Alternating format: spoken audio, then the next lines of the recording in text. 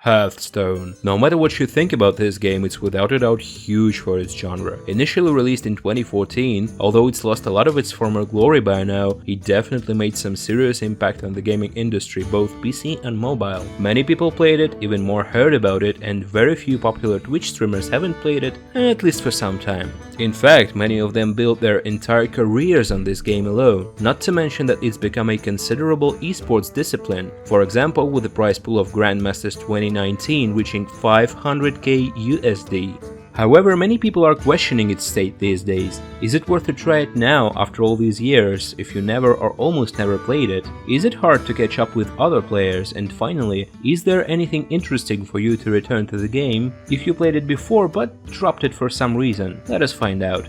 But before we start, just a tiny disclaimer, I'm a casual player myself, I don't really know the history of the game and Activision Blizzard company in depth, so everything I say in this video is just my subjective point of view. I could be wrong at something, so, well, I'm sorry in advance. First of all, I gotta say it's a bit hilarious how Blizzard are once again using the same character to revive their game, even though this time it's for a different project of theirs. Those of you who are familiar with World of Warcraft probably remember how in 2016 they brought back one of the most popular and iconic character of the series, Illidan Stormrage, which in many ways brought the game back from the dead after not so good expansion, Warlords of Draenor. One doesn't need to know and understand a lot about marketing and all that to be able to put two and two together. Apparently this time the savior of Azeroth is supposed to help the other game, which I guess isn't a bad choice after all. And so we're getting introduced to the first major feature of the new expansion, the 10th playable class featuring Illidan Stormrage himself. This choice for a new class made by Blizzard has surprised many people in the communities of both WoW and Hearthstone. Demon Hunter is currently the most recent of the three classes that were added to WoW since its initial release, having followed after Death Knight and Monk, and apparently many of us expected for Blizzard to, well, follow the order and add a Death Knight first. Well, tough luck for all the Lich King fans. Apparently Hearthstone, despite being based on the same setting and having countless Warcraft characters and references, well, even raid dungeon based adventures from it, decided to go its own way, at least partly, which I personally think isn't a bad thing at all. Gotta admit, it kind of gives me a bit of a unique feeling, if it makes any sense. Anyway, the new class is here, and so is the full set of new cards related to it, including some iconic weapons most Warcraft fans would certainly recognize, as well as Lord Illidan's faithful minions that are ready to assist him at the battlefield. On top of that, Blizzard have actually announced that we'll be getting more cards for Demon Hunter for free. I unlocked some of them simply by playing through the prologue of the new adventure. Well, we'll get there soon. As far as I understood, all you need to do is to complete a few new storyline fights against AI and you will receive the cards in your collection automatically. That brings us to the next grand feature of the expansion, the new PvE adventure, Ashes of Outland. I'm not going to spoil it for those who are going to unlock it and play through it by themselves, so don't worry about it. I'll just briefly share my own impressions, which are honestly a bit conflicted. First of all, when it comes to gameplay, it's good. I genuinely enjoyed all of it, and even just the prologue alone was exciting enough to keep me entertained for an hour. I'm not that much of a master when it comes to Warcraft lore, so it gave me some new interesting details on Illidan's biography and some other stuff. Those of you who like the character or perhaps just wouldn't mind to learn a bit more about him and get some of his backstory certainly won't be disappointed. It's not too difficult, it's enjoyable, it's interesting, all in all definitely good experience. That's for the good part, however not everything about it is so great. What I'm about to say is certainly subjective, but somehow I believe that many people would agree with me. It's about the atmosphere, the spirit of the game itself. And I'm talking about Hearthstone in particular, not Warcraft as a series. You see, although I could be wrong, Hearthstone has always stricken me as some kind of a funny parody for Warcraft. All those puns and jokes made by grim characters like the Lich King. Mograine. I can't even keep track if you're a good guy or bad guy anymore. That was what made the atmosphere of Hearthstone so nice, comfy and unique. Although it never fell down to the level of complete absurd and ridiculous mockery of the lore and characters, it's always had this unobtrusive humor in it. Whether you liked it or not, it's hard to deny that it was one of the huge factors to how unique and peculiar the atmosphere of the game has always been.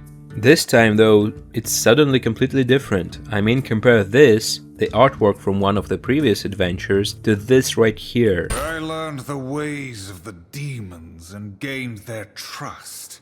But when the time was right, I returned to my loathsome brother. I needed his power to help me close the portal forever. From my point of view, something's not quite matching up. Again, maybe I wasn't attentive enough and missed some things, but I didn't really notice any of its famous humor throughout the prologue of the adventure. I mean, the only somewhat funny line in this whole first part of the adventure was this. You have passed. Prepare to receive your just reward from the Master. No, just your acceptance is reward enough. It honestly feels like Blizzard either suddenly decided to change the direction of the game in some more serious way, which I don't really see the point of, or as though they are trying to make the Demon Hunter class different from all the rest. And again, from my point of view, it's an odd way to do it. All this serious and epic stuff that always feels so natural in WoW, when I saw it here, in the familiar goofy atmosphere of the card game, it was just slightly awkward, I guess. But enough for the negatives. I'm pretty sure you'll decide for yourself whether you like these new changes or not. Again, I could be just an idiot who couldn't grasp some shades of humor, so let's move on.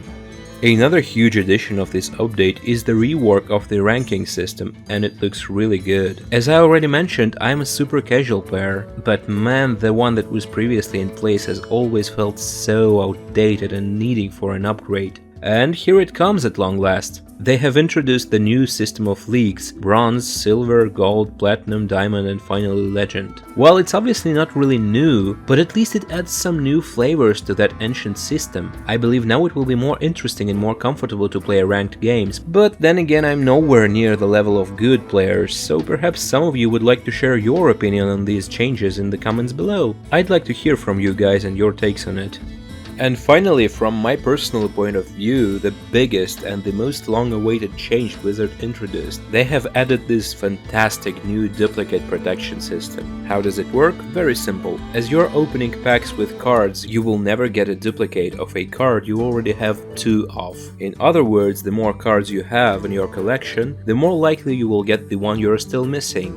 That goes for every possible rarity from common to legendary, and honestly, it's just amazing. Personally, I never paid much when it comes to this game. Yes, I occasionally bought huge bundles in the past, maybe 2 or 3 times, I don't quite remember, but my roster is not really that great, okay? A huge reason that made me unmotivated to buy anything in the past was the fact that there was a possibility that I would never get the card I wanted. It was just a lottery, really. Surely I could craft it from the dust, but damn, wouldn't we all agree that it's nowhere as exciting as getting it dropped from a pack? And now they have finally changed it for the better. I can only wonder what made them change their mind after all these years. In my opinion, it probably has to do with the decrease of the game's popularity, but who cares? The change is definitely very good.